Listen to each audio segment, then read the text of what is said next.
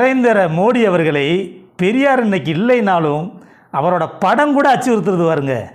நான் அந்த படம் இருந்தால் மாதிரிக்கு வரமாட்டேன்னு சொல்கிற அளவுக்கு வச்சுருக்காருன்னா எந்த அளவுக்கு இன்றைக்கி பெரியார் இல்லைனாலும் தமிழ்நாட்டை பொறுத்தவரை பெரியார் எந்த இடத்துல இருக்கார்.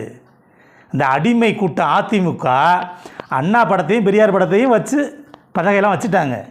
ஆனால் இன்னைக்கு இந்த சங்கி கூட்டங்கள் சொன்னோடனே அந்த பெரியார் படத்தை மாத்திரம் எடுக்கிறீன்னா நீங்கள் எந்த அளவுக்கு அடிமையாக இருக்கீங்க பாருங்கள். அப்போ நரேந்திர மோடி அவர்கள் என்ன சொன்னாலும் கேட்பீங்களா? இப்படி ஒரு அடிமை கூட்டமா? உங்களுக்கெல்லாம் எதிர்க்கட்சி தலைவராக இருக்கிறது கூட உங்களுக்கு தகுதி இல்லை. இந்த வரக்கூடிய தேர்தலில் நீங்கள் எதிர்க்கட்சி தலைவராக கூட இல்லாமல் தான் புரிய நீங்கள் நினச்சிக்கிட்டு இருக்கீங்க முதலமைச்சர் ஆளாம்ட்டு. எதிர்க்கட்சி தலைவராக கூட நீங்கள் ஆக மாட்டீங்க, பார்க்கத்தே புரிய.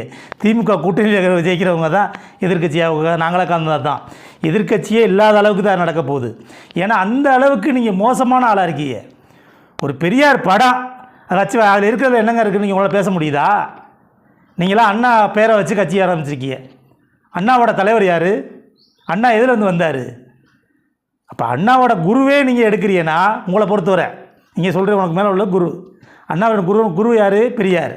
தந்தை பெரியார் படத்தை எடுக்கிறீங்கன்னா நீங்கள் அண்ணா அப்புறம் ஜெயலலிதா எம்ஜிஆர்லாம் வச்சு என்ன இது? அவங்க கூட இதை செஞ்சது இல்லையே. அப்போ நீங்கள் அதிகாரத்துக்கு வரணும்னா அந்த சங்கி கூட்டங்கள் என்ன சொன்னாலும் கேட்குறீங்கன்னா என்ன அர்த்தம்? அந்த சங்கி கூட்டங்களுக்கு அந்த அளவுக்கு பயம். ஏன்னா திருப்பரங்குன்றத்தில் முழுக்க பேசுகிறது இந்துத்துவத்தை பற்றியும் பேச போகிறோம், மூட நம்பிக்கையை பற்றியும் பேச போகிறோம். அப்போ பெரியார் படத்தை வைக்காதீங்க அப்படின்னு சங்கி கூட்டங்கள் சொல்லியிருக்கு. இந்த அடிமை கூட்டங்கள் அதை கேட்டிருக்கு.